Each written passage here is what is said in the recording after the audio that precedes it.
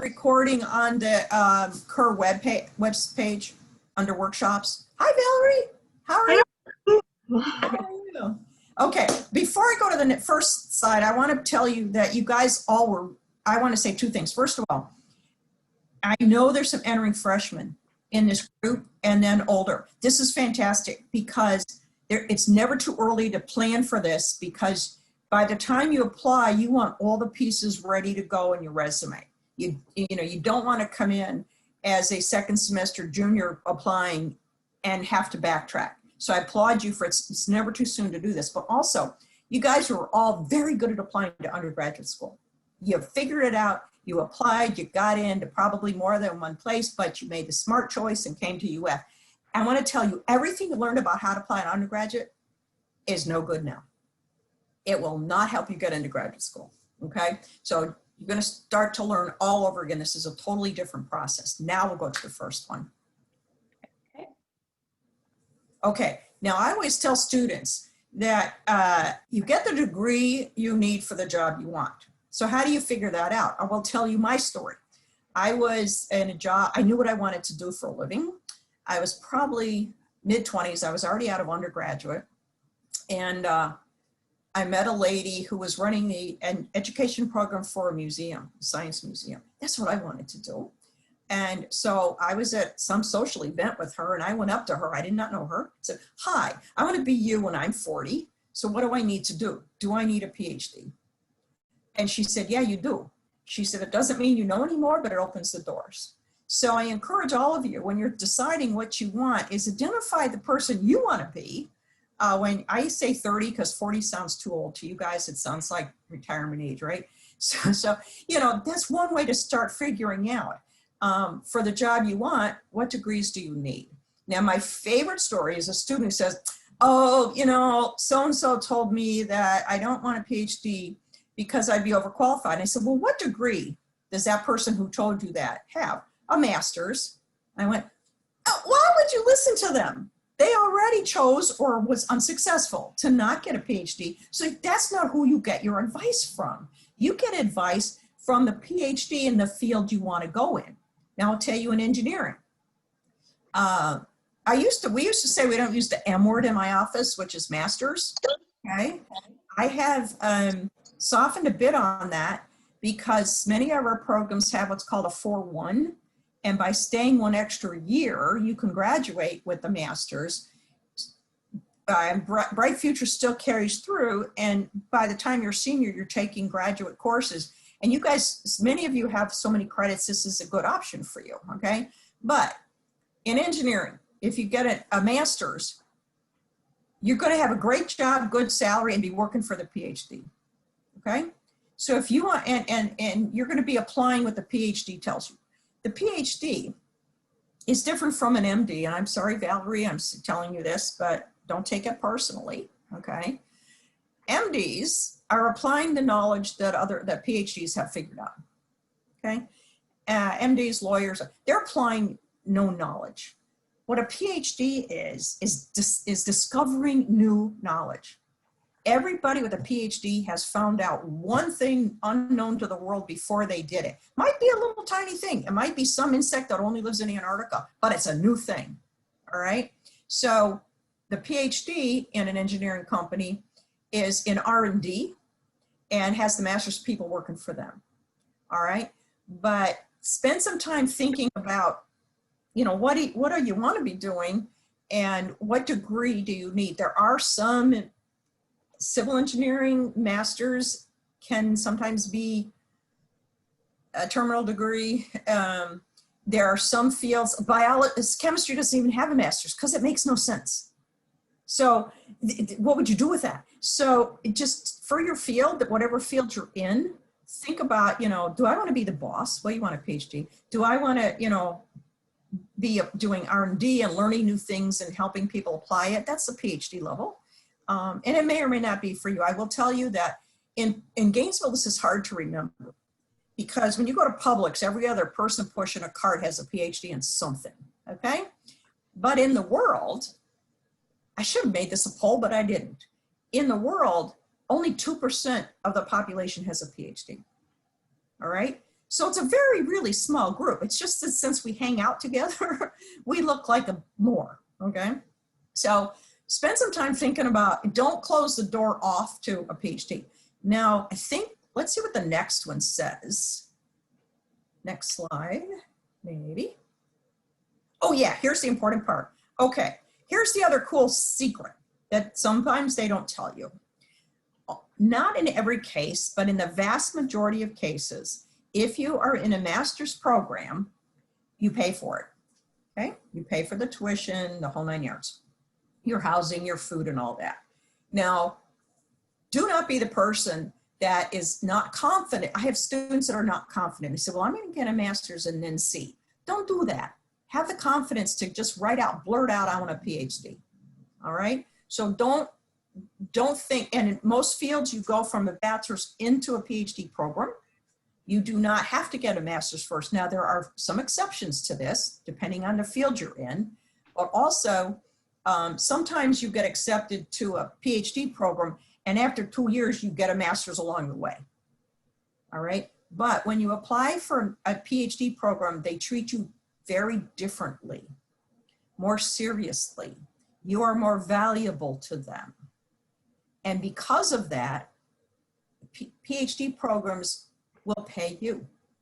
Now, in STEM, it's different than non-STEM, but in STEM, for example, they will, I don't know, chemistry, physics, they're going to pay you enough money as a stipend. It could be 25K, it could be 28K to pay your rent, your food, your car, movies, whatever you do, and give you free tuition. In non-STEM, the amount you get, stipend is going to be lower probably, but you still get free tuition. And this is because you are going to spend the next 5 years, if you're coming out of bachelor's, maybe 6, making the university and the faculty member look good. You are developing new knowledge and they get credit for you. So you're going to be there long enough to be valuable enough that they actually invest in you. I would never let a student go to a PhD program that they aren't paying you to do.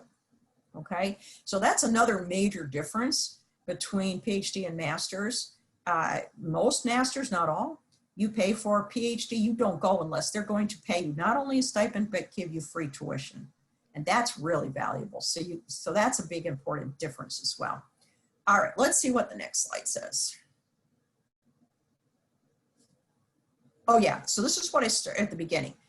You basically, everything you learned at undergrad doesn't work, because in undergraduate, you applied to the University of Florida and the University of Florida admissions decided, could you get in? It's not that way in graduate school. The reason I said a two-pronged approach is because the department that you're applying to go into is the decision point. All right, the graduate, you're applying, there's two pathways. The first pathway is, yes, you apply to the graduate school, you got to meet their requirements, but the graduate school basically just signs off and says, yes, this person is eligible. But the department is the decider. So you can meet the requirements for the university and still not get in if the department doesn't want you. So simultaneous to applying for the university, you are also doing a whole bunch of things to apply and get that decision in your favor in the department. So this is why it's very different. You're applying to, so let's say, you know, so back in the old days, UF had, GRE scores were different, and UF had a GRE score requirement of 1,000, okay? But the same year that you could get into UF as 1,000, if you looked on the webpage of the University of Florida, it said 1,000. In ChemE, you had to have a 1,200 to get in a master's and a 1,400 to get in. So the importance, turn off your mic if you can. So the importance, it's not as important to know what is the university GRE requirement, it's what is the department's average. Because that's where the deciding is, and that's where you'll know if you're competitive. So again, two-pronged approach, but the really decision makers are sitting in that department that you're trying to apply to. Okay, so let's see what the next one is. Okay. So now we got a little Google. Wait a minute. Okay, so we're going to send you a little Google survey that there are different reasons you could choose where you apply. So go ahead and pick what you think is the reason, you know, when you're picking where to apply to. What reason? Can they choose more than one, Allie, or just one? I believe just one. Okay, pick the top one you think. All right, we'll give you a minute, and then Allie will show us the results with any luck at all. So you got a whole bunch of choices there that I've heard from people over the years. Potential reasons to pick where you're going to apply. And I'm sorry, we picking the one that we think you got most often? No, the one you think is most important. Thanks. Yeah, the one that will guide you when you, okay, before I answer it, the one you think is going to guide you, okay, in your selection. So we'll give you a minute. And Allie, as soon as you see that it's, can you see the number of responses, Allie? Yes, I'm having some technical difficulties on my end. Give me just a moment. Oh, okay. So here are the answers that I had given you. Oh, sorry. That's okay. We'll see what we can figure out. Maybe. So sorry. Okay, let's just go back to the slide. Yes, I'm so sorry. I'm trying. And that's okay. That's okay. You're doing great, Allie. You're a rock star. Yeah, I'm okay with this. So we can just go back to the slide. I'm so sorry, everyone. Zoom is not being the most No. cooperative. Don't worry. Thanks for adapting this workshop in the first place. It's very informative. Hey, this is the first time in 15 years I made a slideshow. I want points for that. You Right? get brownie points, Dr. Donnelly. I think so. All right, while Ellie's trying to figure out how to put the slides back up, you know how to do that reaction on your screen. If you think, you know, the part of the country, the climate is important, do a thumbs up. Oh, not too many people jumping on that big. Few, okay. All right, Suthrika. Okay. All right. Most of the choices were obvious no ones. You know, makes no sense, right? Although I've heard them. Oh, There we go. oh, way to go. All right. So biggest was level of research 16. What's orange, yellow? Near family. Oh, that's interesting. And climate. And some of you people actually voted for the beach and skiing, which I find hilarious. Okay. Oh, wait, green. We have two kinds of green. I believe the higher one is level of research. Yeah. Okay. All right. So now if we could go back to the slide, maybe. Yes. Okay. So the answer is none of the above here. Okay. Keep going. Oh, no, go back a minute. Oh, yes, ma'am. Yeah. So the one I hear, the ones, I don't buy any of those. And I'm going to start with climate because that's the one I hear a lot. Oh, I just, you know, don't want to go where it's cold. If you're going to go to a graduate program, you want to go to the best place for you that will take you. And your graduate program should take you 5 or 6 years after bachelor's, maybe shorter if you have a master's, okay? If the best place for you to get what you need happens to be in Idaho, then you buy a good coat and you go to Idaho because you're only going to be there for 5, 6 years and then you can move south again if you're cold, all right? So comfort level. What happens to really good students is a UF faculty, I'm being recorded. A UF faculty will decide they want you and they will try really hard to keep you, all right? I want you to go to the place, the best place in the country that you can get into for your field, and that's often not UF, all right?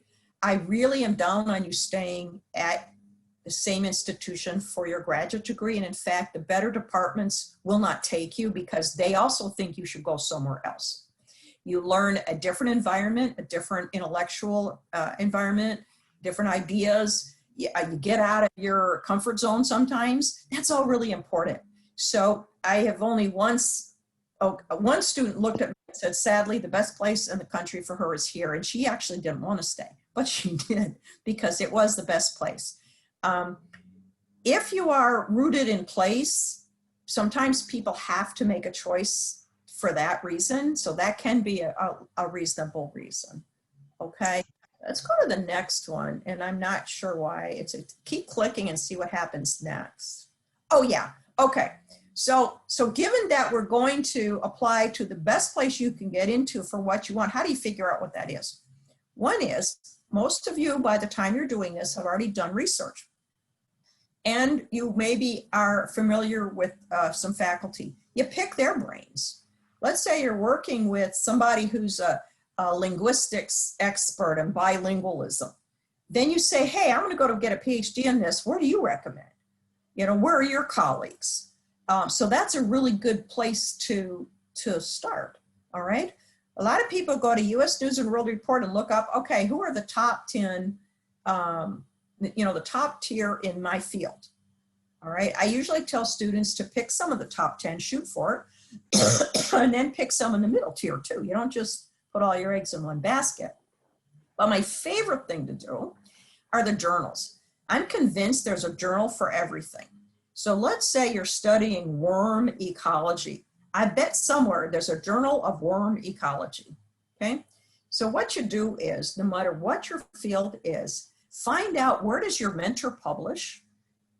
There's several tiers of publications. There's the publications that your faculty would love to get in, but don't always, like the best, the ones considered best. And then there's a second tier. So you want to find out where is your faculty publishing and which one, ask them, what's the journal that you consider the Cadillac of your field? And then you go back 6 months or maybe a year, and you look at the table of contents and you look at every single title. And if somebody's doing something cool with worms, you read the title and you go, wow, that's cool. You put them on your list.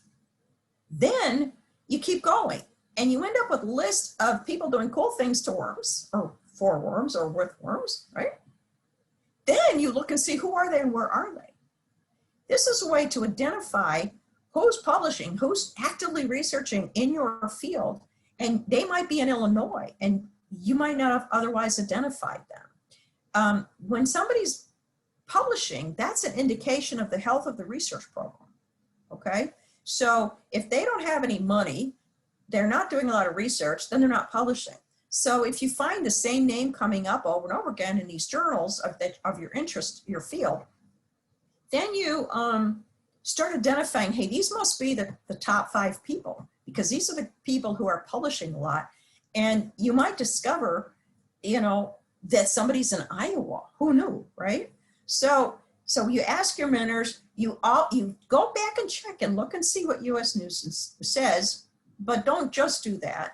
Do some serious mining. The other really cool way that I didn't put on the slide is if you can get yourself, every faculty member also goes to one conference a year that they consider as the conference. American Society of Chemical Engineers.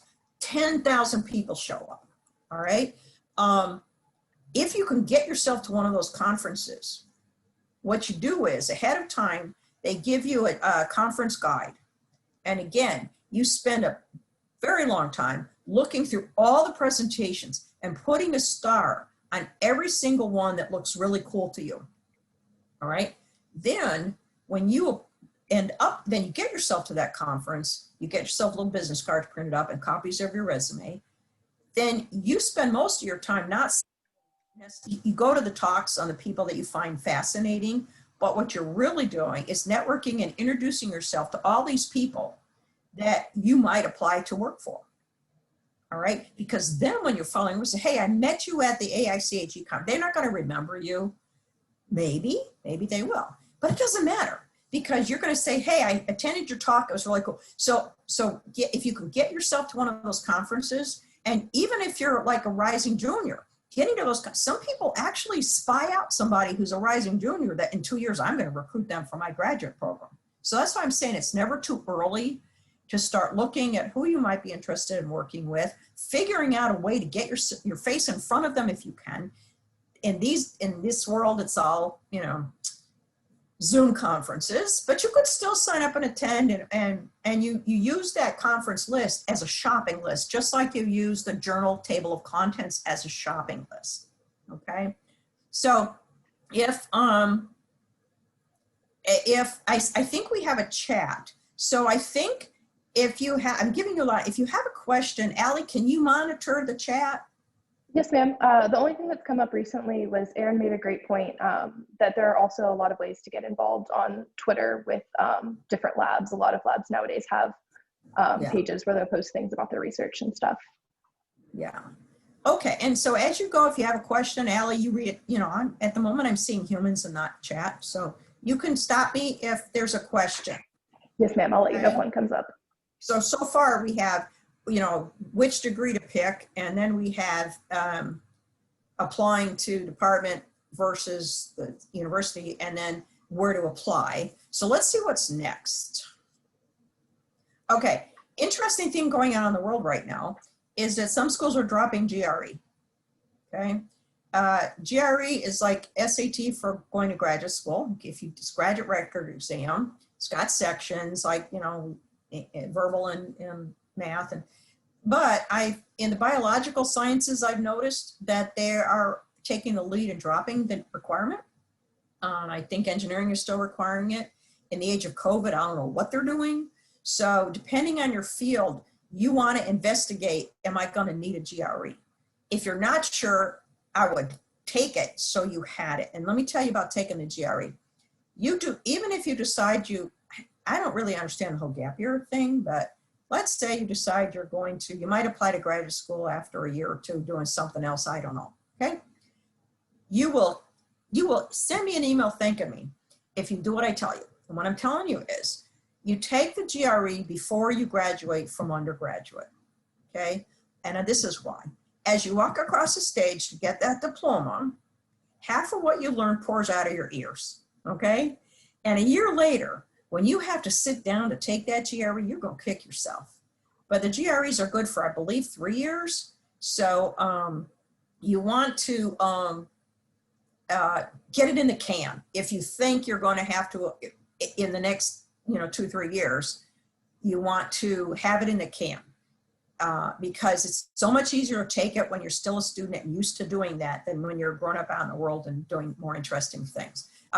Allie, did everybody see that about UF? I'm not sure. Would you like me to read it? It should be available to everyone in the chat. Okay, it says UF is waiving the GRE for the next few semesters. Would it be a good idea to send in this course? Well, so UF isn't where you're going to go if I have anything to say about it. So I would take it if you think you might, and thank you for clarifying. I was trying to be conservative because I couldn't remember if it was 3 or 5. So I wanted to err on the caution and said 3. So yeah, if you are a junior, take it. Summer between junior and senior years when you would take it. If you're a freshman, wait and see, because it's too soon now anyway. So, but when you get to where I don't know, if you're a rising junior, I would start looking around to where I might want to apply and sort of find out what people are doing about GREs. Anyway, yeah. So here's the thing about GREs and GPA. Remember I told you that when you apply to the University of Florida, on their graduate school webpage, it will say the averaging entering GRE score is whatever, and the average entering GPA. And remember I told you those are meaningless, right? What you have to do is be a sleuth and find out for the specific department that you are interested in, what is the average entering GRE and GPA, okay? So you call up the person. Every department has 2 kinds of graduate coordinators. This is really important.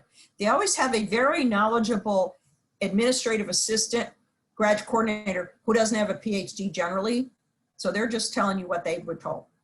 But usually there's a PhD faculty member who's a graduate course. You want to find that person and you want to ask that person for your department in, world history, what's the average GRE and GPA? Now, remember, average half or below, right? So it doesn't mean you don't apply, but it gives you an idea on how competitive you are, okay? Letters, rec letter. Oh, this is why I love talking Dr. John, pardon? really quickly, we have a question from Emily asking, as a senior, what is the latest you would recommend taking the GRE? Like starting your senior year. What's the date today? Like now. August 13th. Now I think you got lucky. Ordinarily, I would tell you to have taken it this summer, but given COVID and given that it's likely to be waived, I would take it at I don't even know if they're offering it right now, right? They're offering it via Zoom right now. Yeah. Yeah. So I would take it at the earliest you're comfortable doing it, because I think you're going to be able to, you're a little late, but given COVID, I think you can slide it and not have an issue. Okay. And there's a zillion GRE books and, free prep tests and stuff like that. And everybody, anybody who's older than you who's taken it, he passes the books along. Here's my other rule about GRE. And I understand there's a financial cost, not to mention mental strain, right? If you are, doing really well in school and you test well and you know that, I kind of tell students, if you can afford it, take it cold and see how you do. Because then after you get your scores, you say, man, I really aced the English and I screwed the math. Then at least when you study, you'll know what to study and you won't waste your time studying stuff you don't need. Now, then you can target your studying and take it again. Now, you should be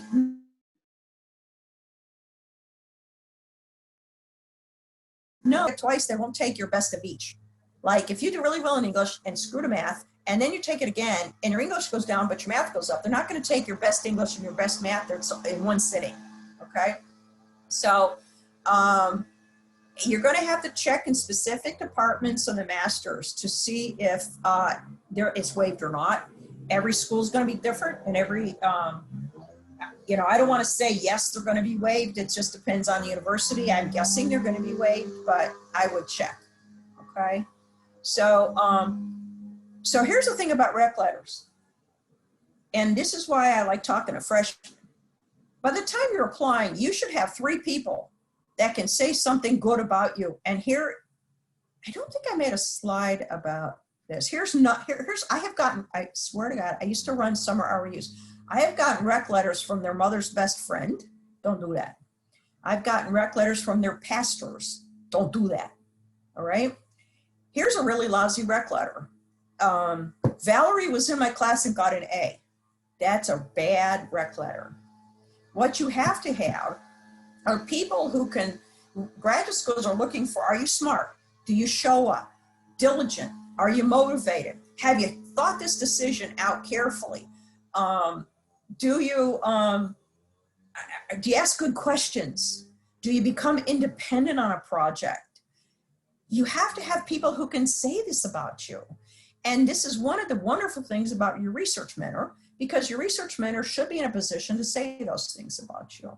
Now, sometimes undergraduates get involved in a lab and in a lab science, and they spend more time being trained and talking to the graduate student. That's okay, but guess what? You don't want a letter of rec from, Mr. Smith. You want it from Dr. Smith, right? So sometimes students get so comfortable, they're a little intimidated by the faculty mentor, so they spend all their time talking to the graduate student. You got to make sure that you're meeting with that regularly with the faculty mentor, so that at the end of the day, they can write that letter for you. Now, sometimes in a lab, there's a postdoc. Now, a postdoc is, like the word implies, the person has a PhD. It's kind of halfway house between graduate school and the real world, okay? A postdoc can write a good letter because they're Dr. So-and-so, okay? But you have to, I've actually had a student that came up to me and said, I'm going to take 2 of your reading classes because I'm going to apply to medical school and I need a letter from one non-technical person, and will you be it? So we took 2 classes. So I could actually write a letter and say, hey, I've known this guy for a year, and I could say some things, because they also look for communication skills, teamwork, and that's the kind of stuff I can speak to. So you should cultivate people who you feel like down the road can write that letter for you, and write one that could say something about you besides they got an A in my class, because you know what? A lot of people got an A in the class. So that's sometimes the hardest for students to come up with those 3 people. So if you don't already know 3, now's the time to walk up to somebody. Well, you can't anymore. Email them, Zoom them, say, would you be willing to mentor me and meet with me once a semester to talk about my career goals? Okay. That's one way. And you have that meeting every semester and you talk to them, or maybe a little more often if you're older and the letters are coming quicker. So, and then when you ask somebody to write a rec letter, after they say yes, first of all, you don't ask them the day before it's due. Okay, I've had that experience before. You want to give them enough time. And then I've actually had students give me a spreadsheet that tells me who we're applying to and when they're due. You send, this is after the person has said yes, by the way. And then the student has to send me the resume and their personal statement, because then I can actually write a letter that makes it sound like I know something about this person, okay? And then I personally tell students to bother me. When I finally do the letter, I send the student an email, says, okay, I did it. And I tell them, if you have not gotten that from me and it's due, and it's coming up on a due date, then bug me. So don't assume that your faculty, you can keep track with in your application process and make sure. And if you're missing a letter, go and ask, right? And say, hey, the due date's Friday, it's Thursday. Are you gonna be able to do it, right? So think it through and do. So I'm curious. Well, it's too hard to check. I hope that you all, well, some of you are just starting, you don't, but just know that you need to make sure you have 3. And then the personal statement, no matter what you apply for, you're going to have to write something. And the nice part is much of this is something you can tailor and tweak for different applications. Everyone's going to ask you something a little different. And so Valerie, okay, very funny. Okay, so personal statement. Graduate schools are not only looking for somebody who's smart, all right, and wants to do the research, but they're also looking for why you. Why should they pick you? What makes you different? This is where you can tell your story. And your story should include, how is it you decided that what you really wanted to spend your life doing is studying worms, right? How did that happen? So the most important thing, a personal statement, you're going to write and rewrite and rewrite and rewrite. You're going to do a bunch of, and you're going to show them to everybody and anybody you know for editing. And then you're going to save somebody. Everybody should have at least one friend who knows where commas go. Okay, I have one. And when I write something actually I have 2. When I write something really important, I send it to them because they're going to tell me where the commas go. So everybody should have one English major friend. And it really helps. They're a bit OCD about it. So find that person. And after you think it's finished, you send it to them. And they're going to comment about, not only does it make sense, but have you dotted every I and crossed every T? That's really important. So my experience with students and personal statements is they tend to not understand. It sounds silly, but I have students that don't understand their own personal story. I have a student who, I said, I've got, a 3.89. I said, great. So, what? Oh, well, and they starts talking to me and I find out the dude didn't learn to read till he was 14. I said, holy crap, that's your story, man. That's really important. That's something about you. And another story, it's like, I do really well and I want to be a neuroscientist. Great. Then I find out by talking and kind of pulling it out that this particular person came to this country in high school and didn't speak English. I said, that's part of your story. All right. So your personal statement, make sure that as many people as you can think of can help you write it.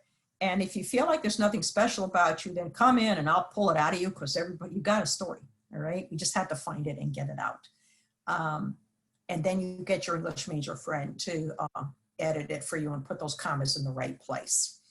Okay, let me see if I've forgotten anything.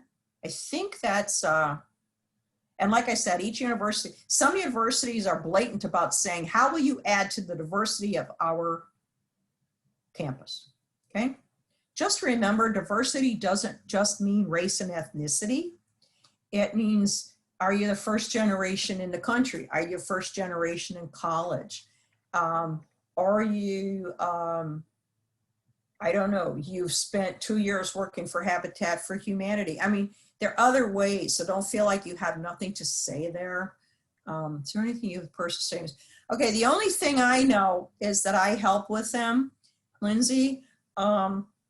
Probably we could do a future workshop because I got a student I have not mentioned yet. There's for the STEM people, and that includes social behavior and economic science. The cream of the crop graduate, the thing that will make you famous, is called the National Science Foundation Graduate Fellowship, Graduate Research Fellowship, GRF. UF only gets about 15 a year. They're very prestigious. And there's a guy in, oddly enough, environmental engineering who teaches a class in the fall on how to apply for these things. This is something that's due, I believe, somewhere around in the later fall. But the students who are applying this year are already working on their stuff, and he helps them and you take the class. And I had a student last year, he's getting a PhD in biosciences. He's the one I told you about who learned how to read English when he was came to high school. He got into every school but one that he applied to. He got the NSF. He's got a really good, I could probably track him down, although he's probably moving to where he's going, Pennsylvania, I think. Maybe we can put something together on personal statements, but I have read and helped on a lot of them. I'm willing to do that. Is there first generation grad school? You know, why not? You know, if that's part of your story, to say, you know, my parents have instilled the, you know, love of education or something, or, you know, my parents, you know, have raised me real well, but I want to be part of that 2%. You know, you don't say it quite that way, but sure, you point out that you would be the first in your family to earn a PhD. I would certainly say that. Okay, so let's go, let's see, what do we got? This is why we had to tape it, because most of the good stuff isn't on the slides, is it? All right, let's do another one. Oh yeah, here's a statement about, go back one. I want to see, did I forget anything? Okay, so these are the ones where you want your research mentor, you don't want your mother's best friend. Oh, internship. Let's say it's okay to use a boss if it's like an internship in your field, so you're a business major. Well, you wouldn't be going to PhD likely, but anyway, if you've done an internship and they can attest to the important things like diligence, motivation, reliability, smart, that's a good one. Graduate student research mentor, not so much, because they're not Dr. So-and-so. Teacher from A, bad. Postdoc, yes. So that was just a random sampling of things I have gotten rec letters from. Okay, now the next one we've already talked about. So here's a good one. Okay, so you got your hit list of who you want to apply to, all right?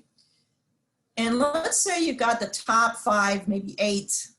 You've identified faculty. Remember, you are not applying to the university or even the department per se. It's the faculty member you want to work with in that department. There are a few schools that will take you, and then after the first year you decide, but it's always good to say, I'm gonna use UF as an example, but you're not gonna apply to them, remember that part. So you're gonna apply to material science, right? But you have decided that Josephine Allen and Michelle Manuel and Lori Gower are your top 3, okay? So then what you do is you read as much as you can on these people. You read their most recent publications. So you get a really good idea on what they do. Now, presumably you've already done some research. That's like I didn't mention it, but it's a no-brainer that you want to do research before you decide to get a PhD, because if you do research and you hate it, you don't necessarily want a PhD, okay? So that's what you're going to, although I got a little secret. I'm not so fond of research. In my case, it was a very strategic move because for the job I wanted, I needed a PhD, and I'm an administrator, okay? So there are some, you know, I was very strategic and focused on that. But so we've picked out our three. Yeah, Lori Gower, you decide she's your person. And so you read what you can about her. Now let's say she does like she studies nature. Well, back in the old days, I don't know what she does now, but let's say she studies nature to figure out how engineering can learn something from nature. Might be called biomimicry, but I don't think so. It's bio something. Anyway, but you did your research in, I don't know, building bridges. Totally unconnected. So what you're going to do is you're going to say, hey, you know what? I did my research in building bridges, but I've been reading up on this area of bio something. And it's fascinating. And I feel like these are the things I learned building bridges, how to ask good questions, how to analyze data, how to, you know, figure out if the hypothesis is accurate. And I feel like I can those skills will translate into this new area. So you don't say, what I've done has nothing to do with what you do. You show them how the skills you have learned will help you move into the new area. Or if you're really lucky, you were already studying animals and engineering, and you can say, hey, I've been doing this for 2 years as an undergrad. This is perfect for me. But if you're in that position where you're moving into an area that isn't quite what you have had research in, that's okay. Just take out a higher level look at what you've done and take those higher level research skills and say, hey, this has prepared me to move over into this area, okay? And in that email, you know, say, I'm Allison Blankenship. I'm a rising senior at the University of Florida, majoring, I don't even remember your major, Allison. I'm gonna make you a, I don't know, what do you want to be? Chemist? You can be a chemist. And I've been doing research for 2 years in organic chemistry, something or other. I read your paper and so, and it's really the area I would like to pursue for my PhD. So you're telling them why you've picked them, but then you ask for something. And what you want from them is a follow-up. You want to say, I'm emailing you, I'm a prospective PhD student, and and would like to know if it would be possible to set up a phone or a Zoom call with you to discuss the possibility of me joining your research team. So you don't want to end the email without asking them for something. And what you're asking is, hey, can we meet and discuss this further? Okay, so you always want to end with ask, and that's your ask. Now, some people say, you know, what if there are 3 people in the same university in the same department? Okay, I'm okay with you contacting all 3 of them because you might not hear back from all of them. But you definitely want to be applying, because here's what happens. Once your paperwork gets cleared by the graduate school and goes over into the department, you want to have a faculty champion who wants you, okay? Because if there's a faculty member sitting and say, hey, I want Allie and my team, then guess what? That's gonna sway the department decision, okay? So, so the first contact is via email, okay? You don't email somebody at the very beginning of a semester because everybody's busy. You don't email at the end of the semester because everybody's grading. You kind of be careful, okay? You know, don't, and you don't, like, if 2 days later you haven't heard, you don't get antsy. You give them some time to process it, but it's okay to follow up. My favorite way to follow up is this. Let's say you emailed Dr. Gower and you haven't heard and it's been 2 weeks, okay? Then you call up Dr. Gower on the phone and you're not expecting her to answer. So you leave a message and you say, hi, Dr. Gower, this is Allie Blankenship. I'm just following up from the email I sent you on February 3rd, and I'm looking forward to the possibility of talking to you about graduate school. So you don't say, people actually have the nerve to email me and say, you didn't answer my email. And then it goes right in the trash, because why would I respond to somebody that rude? So make sure you don't do that, all right? So, but you're subtly, you're saying, hey, I'm just following up on the email, and And I look forward to hearing from you about the possibility of having a phone conference. Okay, so that's step one. Let's see what step two is. I think that's the next slide. Yeah, okay. Again, I told you at the end, you're going to ask for this, okay? I actually had to tell one kid to comb his hair before his video Zoom call, okay? So if you need to comb your hair before it, comb your hair, all right? You got to be real careful that everything on your resume you can speak to. They're most likely going to ask you about whatever research you've done. So you have to be real careful that you're very conversant. You do not put anything on that resume that stretches anything, because you will get caught. Do not make that mistake. I've seen that happen. Actually, it was somebody that I caught and I fried him. Don't be that person. And so what can you offer? Okay. And here's a trick when you're talking to somebody that you want something from. The less you talk, the better. Because people do not like gaps in conversation.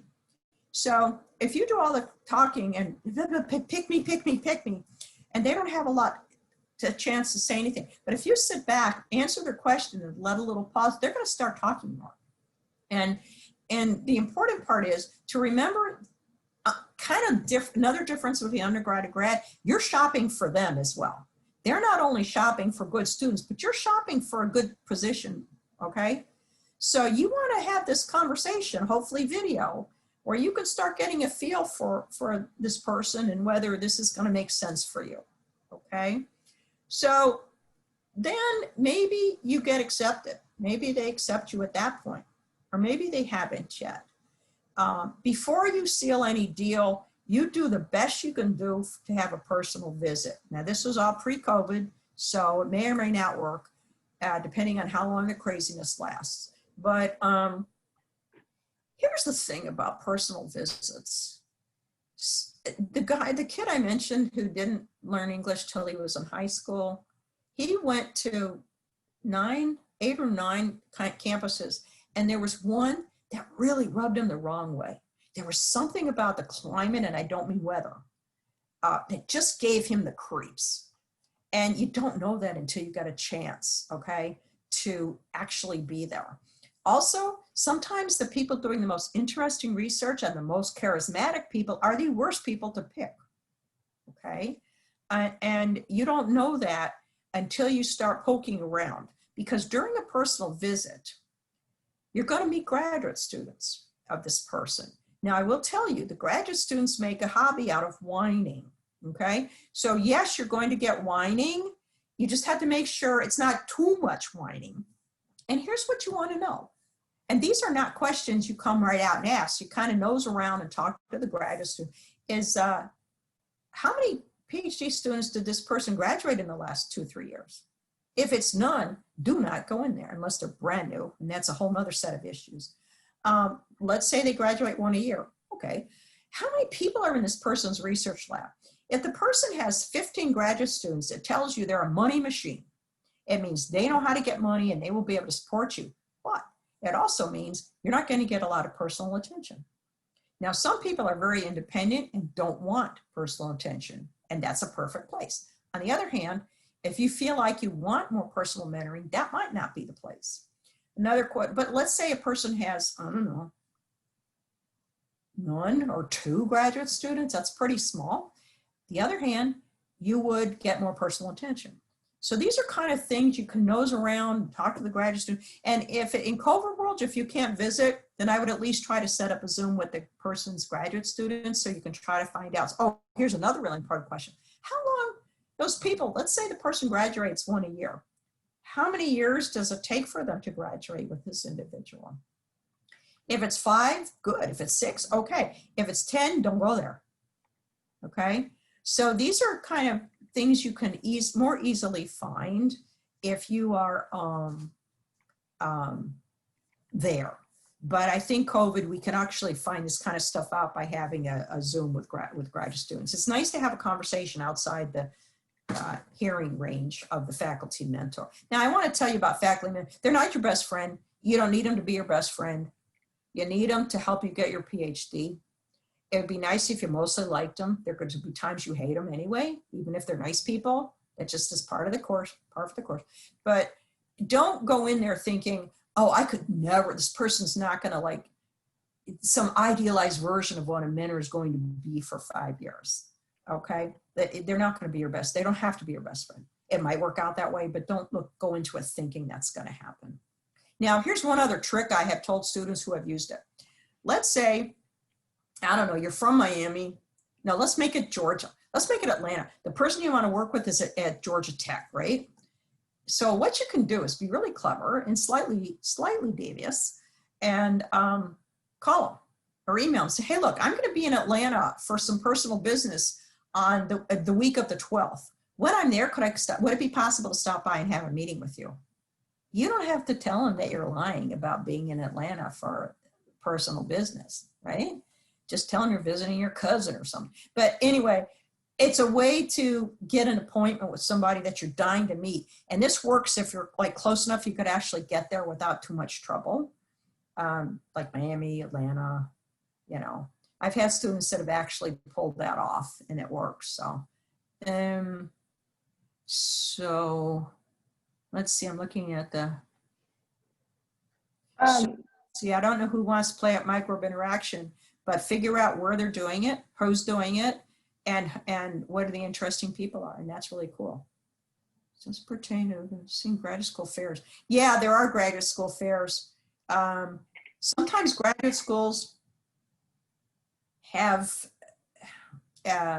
like for example, there might be at a professional conference or an undergraduate conference like National Council of Undergraduate Research, there would be a graduate fair there. And so, unfortunately, we have this Florida Undergraduate Research Conference every year that has a graduate fair, but we're going to be online. It's in February. I will post if they're going to, I know they're going to do the conference part, the poster sessions online. I don't know if they're going to try to do a virtual graduate fair, but I could certainly advertise that.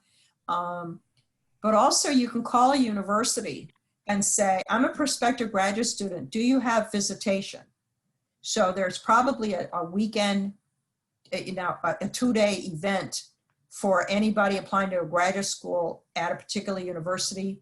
Usually you have to pay for this. Sometimes they will pay for you, but sometimes, and my attitude about that is, you know, invest in yourself. If you got to pay to get a ticket to get up to Tech, do it, if that's where you really want to go. So yeah, most of the fairs aren't independent. They are attached to another kind of meeting. Every spring, April, is the National Council of Undergraduate Research. When I find out if they're going to have a graduate fair virtual, I'll make sure that we post that. So yeah, but there are not standalone graduate fairs. UF actually has one, and since I really don't want you to apply to it, I wouldn't go, except for you might just get some good general information. So Allie, can you remind me that we're going to find, yeah, that's the Rights Union one. That's the one that the graduate school does that, the UF graduate school. So Allie, remind me that we'll see what we can find out about FERC and NCUR graduate fairs. And also maybe Abercam's, because if they're going to have, the best part is, see, there are upsides. If it's all going to be virtual, you can sit in your high school bedroom or Gainesville and attend, but you'd have to register for the conference. There are many self-funded PhD programs. Okay, Aaron, I don't know what self-funded PhD programs are, because in my book, you don't want to do that. And why would you do that? Allie, can you scroll? Wait, let me see if I can see your response. I agree. I don't want to do that. Is that you, Aaron? Yes. Why do you think they're self-funded programs? Who told you that? Well, I just can't. Well, right now I'm looking at specifically somebody at USF that's doing research, and he's been there since January and has a really small lab. And on the lab website, he says something along the lines of, it is your responsibility. I actually don't like the way it's worded, and I don't really understand why he worded it this way. It's your responsibility to use the funding resources that USF can offer.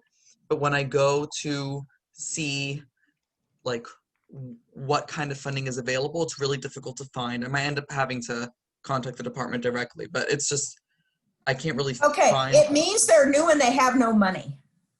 Right. That is a very high risk place for you to go. I would look for a more established place.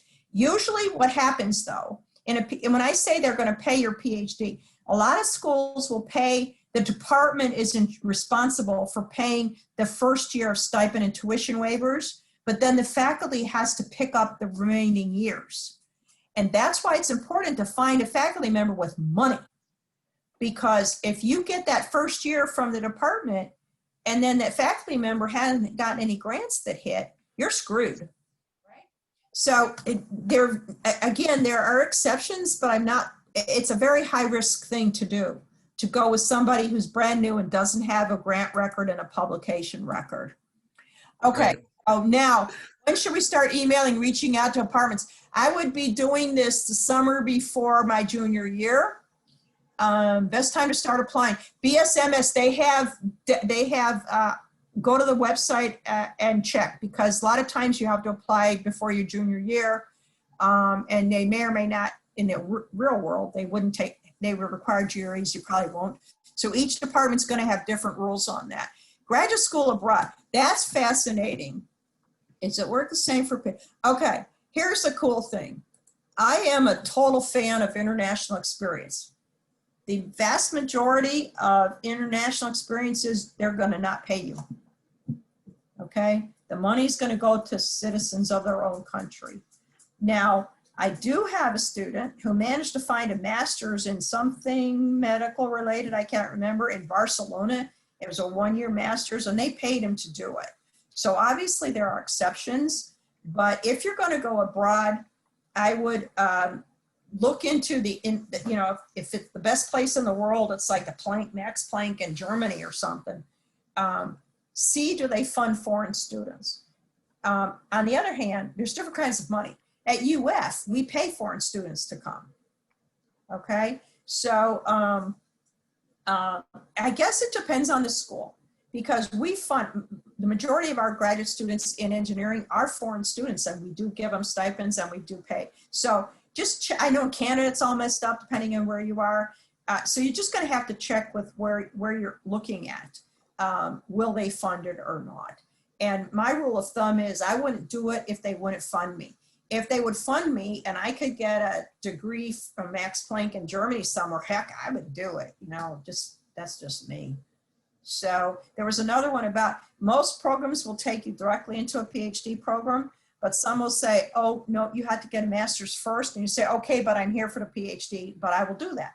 And the reason is they take you more seriously if they know that your end goal is the PhD and not the master's.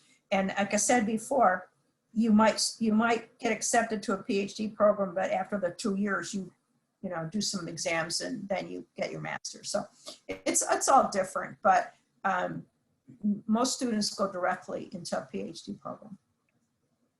Okay, let's see where else. See if we have anything left. I don't know. We did that. Yeah, okay, I already did this publication record, because you know what? That, Aaron, is your evidence that they have money, okay? If they're not publishing, they don't have money, scary. We already answered these. And assess climate does not mean the weather.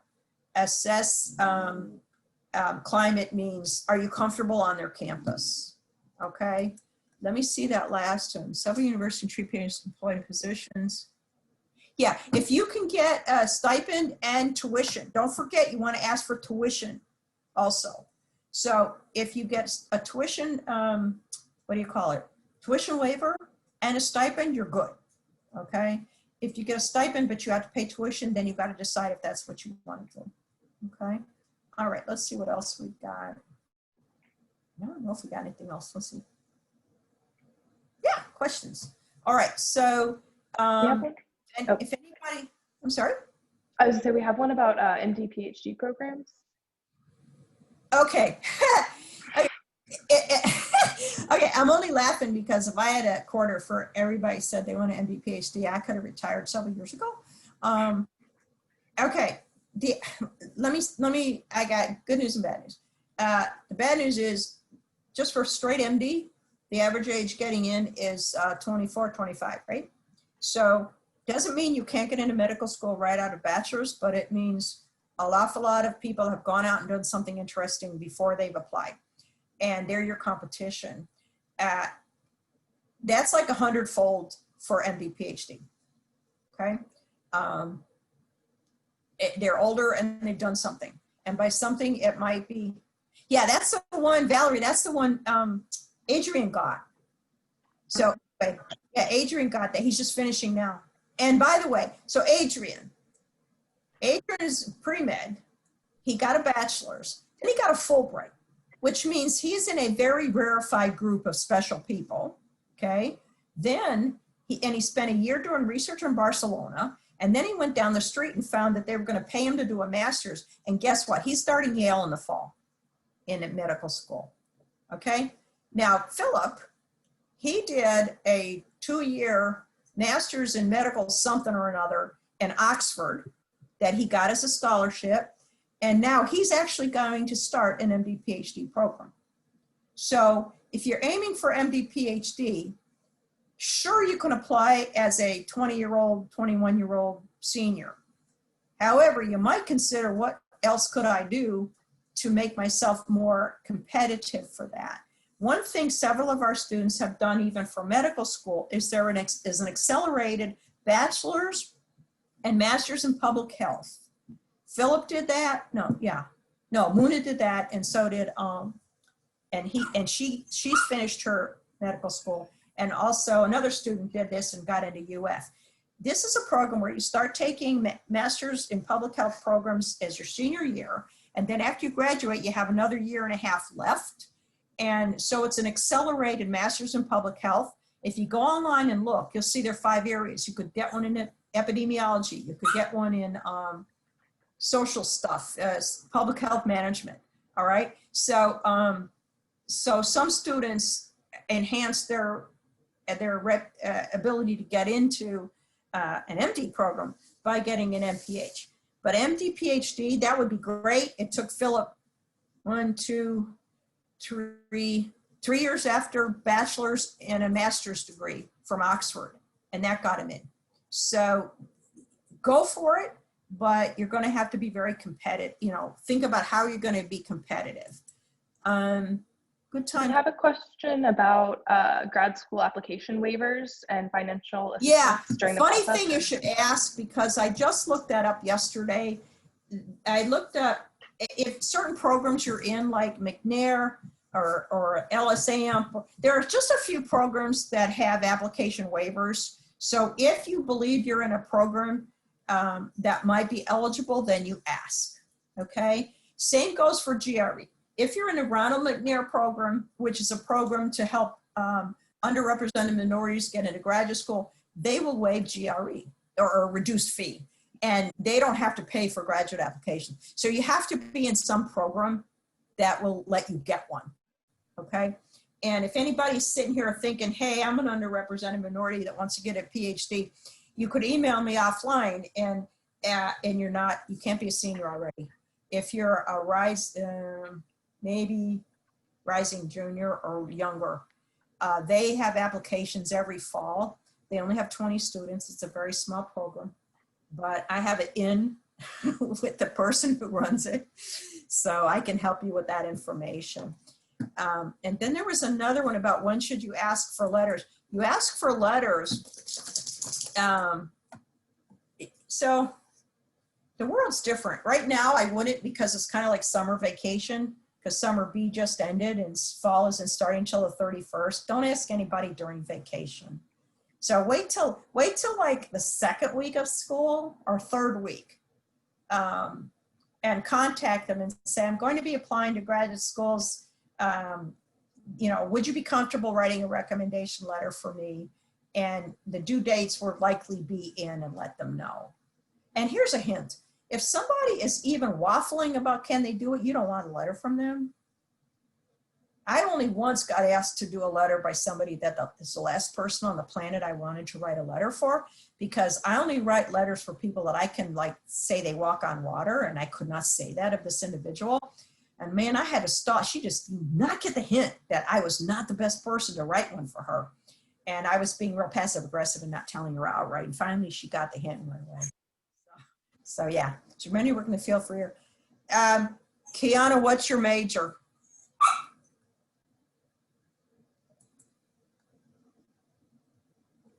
I need, as Rick, yeah, I want Kiana to tell me what field, what department would you be applying to? Microbiology.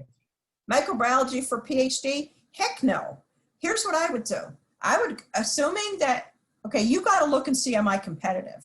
So look and see what you've done for research, and look and see what you've, how your GPA is and how you're doing. And if you feel like you're competitive, I would go for it, because guess what? If you don't get in, then you can work a year and apply. Well, you know, why not? But working a year, it would have to be something that would make you more competitive, okay? So you would have to see if you could find yourself a research job in microbiology, and then that would make some sense. So I would only postpone. Here's the other time here's the time I do like masters. I had a student in chemical engineering. He was in transfer to materials. His GPA was not great. So my advice to him was stay at UF and get a master's. Prove to them that you're better than your GPA. And he did that, and then he went on to get his PhD in material science, okay? So masters can help you, help if you have not the strongest GPA undergrad for what, like say you screwed up completely as a freshman or something. So that's a good way, but I would only not go for it if you feel like you have to help your resume along, because you can always do it again. Okay, so I think that is how I would do that.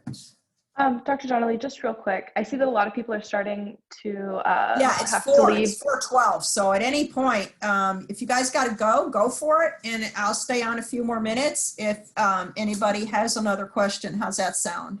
That sounds great. And I just wanted to let everyone know, in case you do have to leave, I sent a form for a follow-up survey. So please do fill that out before you leave, so that we have your email address to be able to send you all of the information from this workshop, as well as follow-up information. Okay. But we'll keep going. Stay on for like 5 more minutes if people have questions, but if you got to go, and you can always follow up with an email, or you want to send me your statement, I'll read it. Okay. All right. Bye, everybody. Bye, Zach. So Dr. Donnelly, I had a question someone sent privately about what your thoughts would be on if you get a master's first and then want to do a PhD abroad. That's interesting. Why would you do that? I think I would just, I don't know if you need the master's to get into a PhD program abroad that you want, because maybe they require it. I don't know the European system as well. So I would see, do I need to have the master's first? And if I do, sure. If I don't, I wouldn't. Now the PhD program in Europe, I didn't mention this, totally different than the United States. United States, you get in and you take 2 years of classes while you start doing your research. Europe, you just go right into research. You don't mess around with 2 years of classes. So it's a whole different system. But you know, they might require you to have a master's to get in which case, sure. Otherwise, I don't know. Let's see. If you decide a master's special, okay, here's what I want you to do, Dane, if you're still here. I want you to do the backward. I want you to say you want a PhD, and then 2 years in, if you change your mind, say, you know, can we just turn this into a master's and then I'm going to go. And the advantage to that is they've taken you seriously as a PhD student. You're not lying, because you don't know for sure if you want to do it until you're in it. And so, and then you've probably gotten funding. So I would probably go the PhD route, and get the master along the way, and then yeah, I would do that. But I would hope that while you are doing that, you have an open mind for staying and being the boss, because we all want to be the boss, right? So we need to be the PhD, right? Dr. Donnelly, the previous question regarding a PhD abroad, Yeah. they specified that they were thinking about doing the combined master's program, and they were wondering if that would be a good avenue for it. Sure, why not? combined masters at UF are like a no-brainer. It's cost effective, time effective. You know, if you could stay one more year and have Bright Futures pay for most of it, you know, I can't do that. Mm-hmm. I will say personally, I've looked into doing combined and it's not available for every degree. So do be sure there's. Yeah, that's the thing. You've got to see. I know they have them in engineering and I don't know where else they have them. Mm-hmm. And some degrees they have it for one specialization of it and not for others. So. Yeah, also that the combined bachelor's MPH is a really cool thing too. Mm-hmm. That, again, if you can do that in half the time, it's not a bad idea. It's more like 2/3 the time, I think. Also, if anyone wants to ask a question verbally, you're welcome to do that as well. Yeah, so, hi, Suthrika, you're welcome. Okay, is Dr. any chance to set up a quick one-on-one? Yeah, so here's what you do. Can't see. Andreas, shoot me an email. Sadly, the rumor is we're going to go back and open the office Monday. And we're going to be opening the office in an empty building because the building's not open. So we are going to be so bored and lonely that I would be more than happy to set up one-on-one Zooms. So, and I'm pretty wide open. So go ahead and shoot me a date and time, and I'd be happy to set one up with you. Sure. Okay. We good? I have, and I know you already addressed my question, but I still Sure. want to clarify a little more. So you had said that the person that whose research I'm interested in probably doesn't have funding. What does the progression from a new PI to someone who is well funded and has many students, Yeah. what does that So look like? Yeah. Yeah, depending on the university. This is a person at UCF, right? A USF. Which one? USF. USF. I mean, okay, yeah. So to put in perspective, UF has about just under 800 million in research dollars a year, okay? USF, which is the second in the state, is about 400 million. So you're not comparing apples and oranges here, okay? And that's, but generally at UF, if they hire new faculty, they get a package. The package usually includes a graduate student, okay? And then the setup of the lab. But then that person has to spend every waking moment writing grants to get money to fund graduate students. And so that makes it a real difficult place for a new person to be, okay? Unless this new person is a superstar that somehow as a graduate student got published in Science or Nature, okay?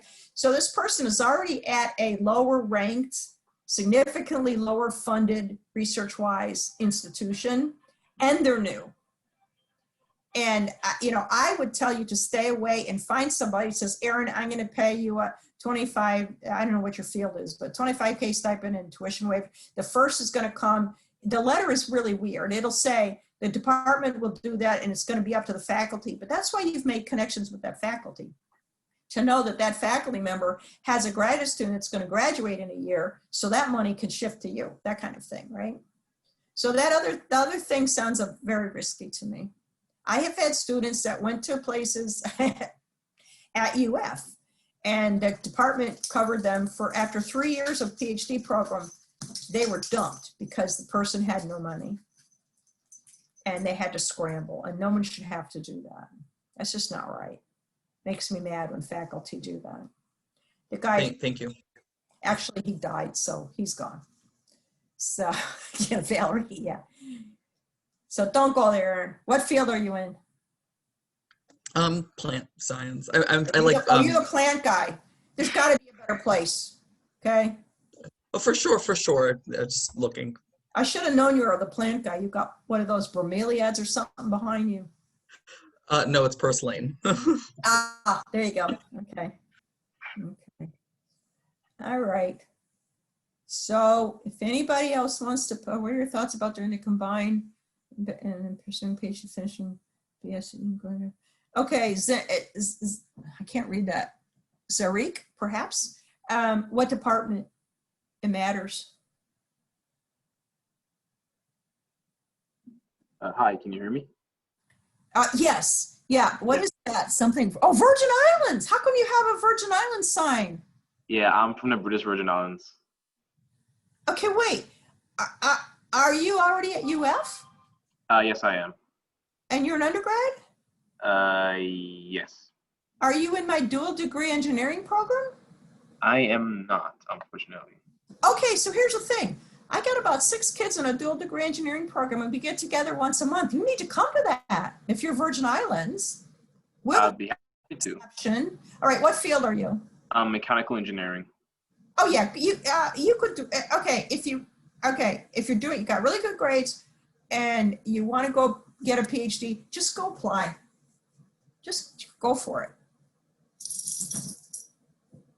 But Zariq, if you want to, like, you should definitely touch base because I should hook you up with the other guys from, they're all engineers.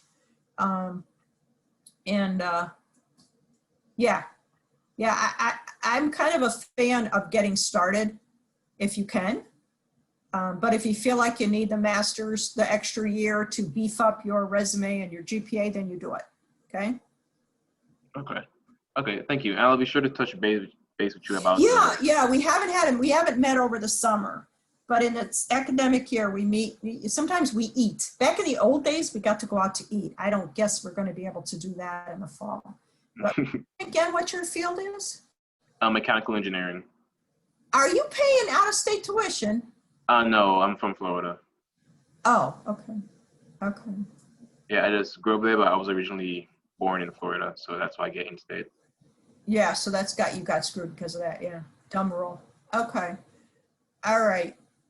Yeah, yeah, and given that you're from, okay, so did you grow up in Virgin Islands? Yeah, so I spent most of my life there. Yeah, see, that's part of your story. You got a good story, man. Assuming you're okay. What year are you? I'm a 4th year, so I transferred from Broward College down in Fort Lauderdale, and I only spent 1 year here so far. So you got one to go? You have 1 year to go? Yeah, so in the fall, I'm going to be a senior, but I'm thinking about taking an extra year just because I'm a transfer. Okay, and are you doing research yet? Not as yet. I'm looking into it. But okay, no, we still need to talk. We need to get you into research, and I got another program that you're eligible for. I can put you in, okay? So you got to email me, okay? Because I got another small program that a couple of the other UVI guys are in. So I'm the queen of that program, so I can put you in it, okay? It was either pick him up or let him lick my legs. It's driving me nuts. Pick him up. All right, so Zariq, I'm looking forward to seeing you, okay? Dr. Donnelly's the queen of every program, so you're in good hands. No, just a few. Just a few. Most of them. Yeah, but I do have a special Virgin Islands program, which is one of my thing I'm most proud of, actually. So I hear that you hate curves. That's what I heard from that message right there. Hey, Curves, for years I said you were the best organization on campus, and then you win the campus award, so I was right. Apology accepted. I said it for years before you got official, Okay, cool. That's hilarious. All right. Are you allowed to apply to MA and PhD program in the same graduate school? Why would you do that? Why would you just not apply? So who is that? Okay, I don't know how to say that. I'm not sure which is the first name and which is, can you like pop up so I can see your face and tell me if it's, is it Nabi? It's Navia. Nabia. Okay. All right. Why would you do that? What field are you in? If you want to apply to graduate school for education. Oh, okay. So my PhD is in education, by the way. And when I applied for, here's the interesting part, that is probably one of the fields they're going to want a master's. Because when I applied for a PhD, I had a master's, but not in education. So they accepted me to the PhD. We'll take you, but you have to take 20 credits of classes before you're official. So basically what they did was slap on enough credits that I could have essentially gotten a second master's, but I didn't bother. So that was what UF did. They took me into the PhD. But in education, you tend to work your way through the system. And master's and PhD at the same are very common.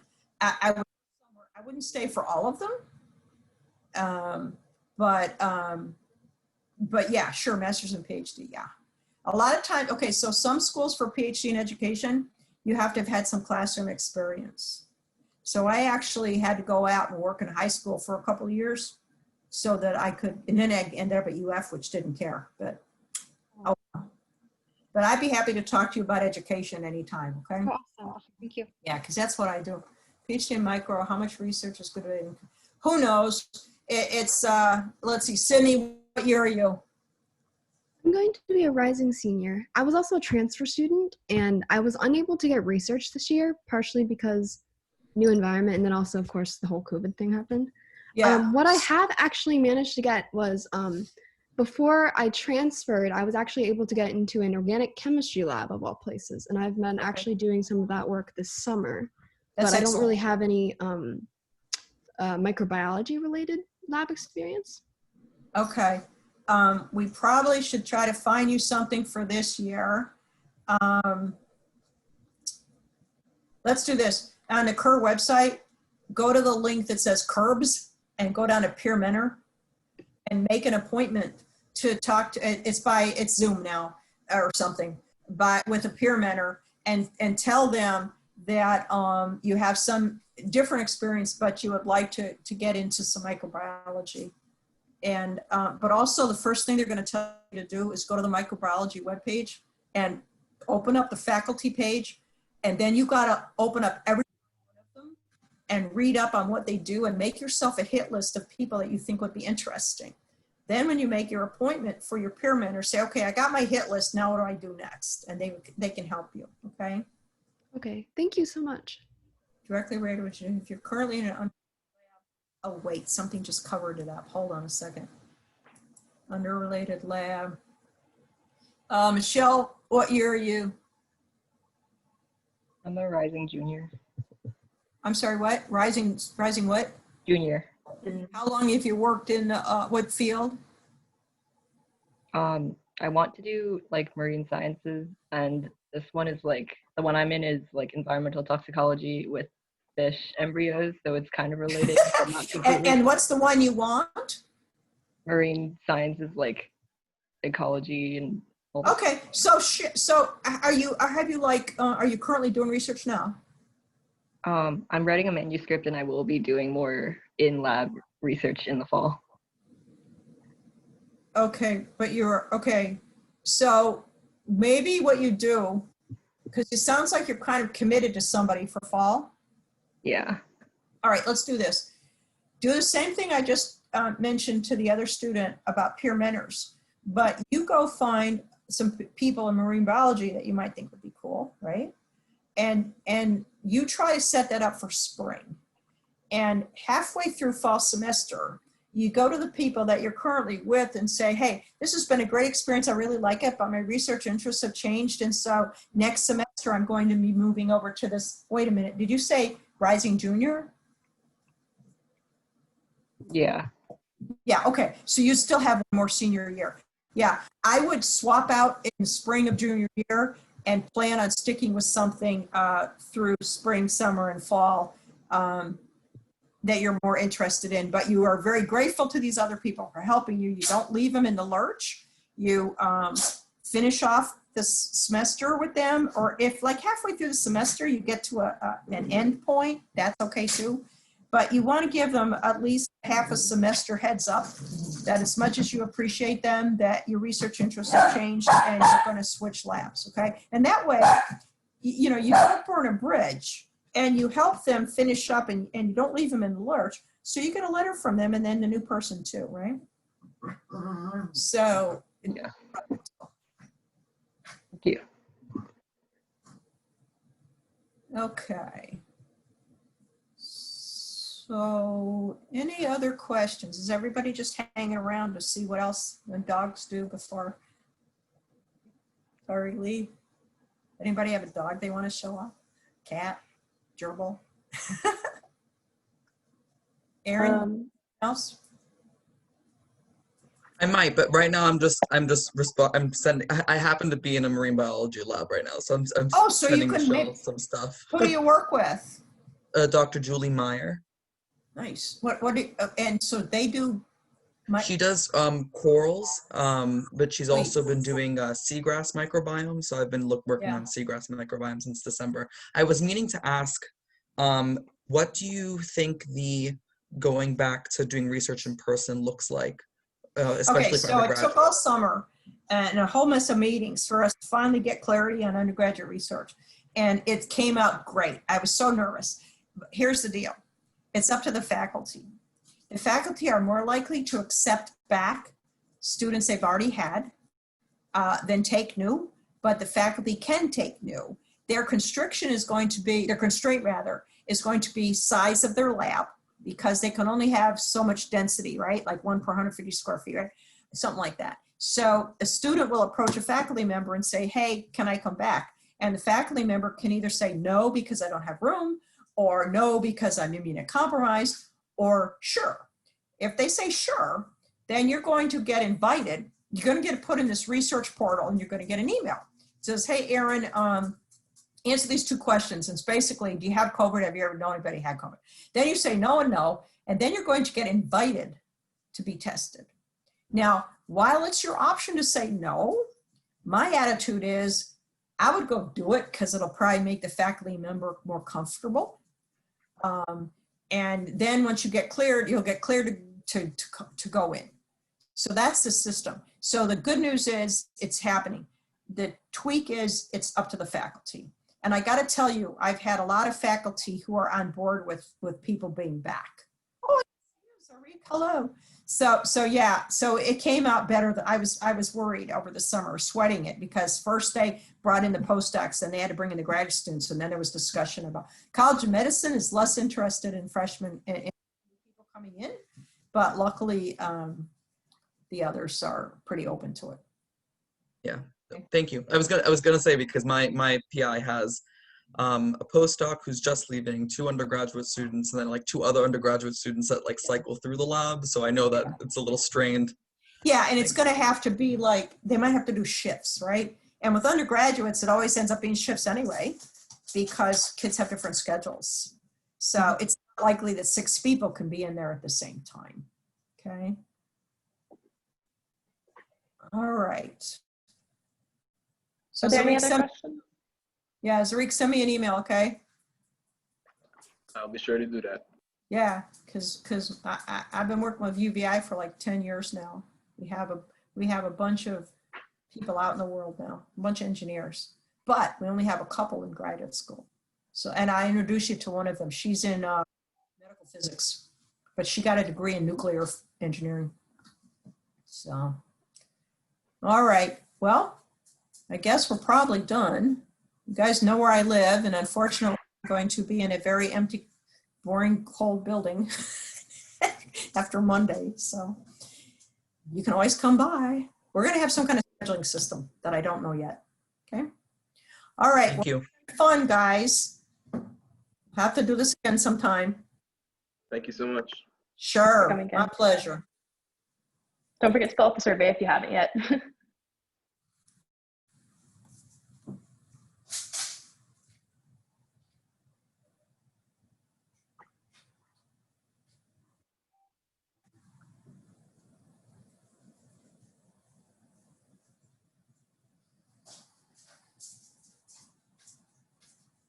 I was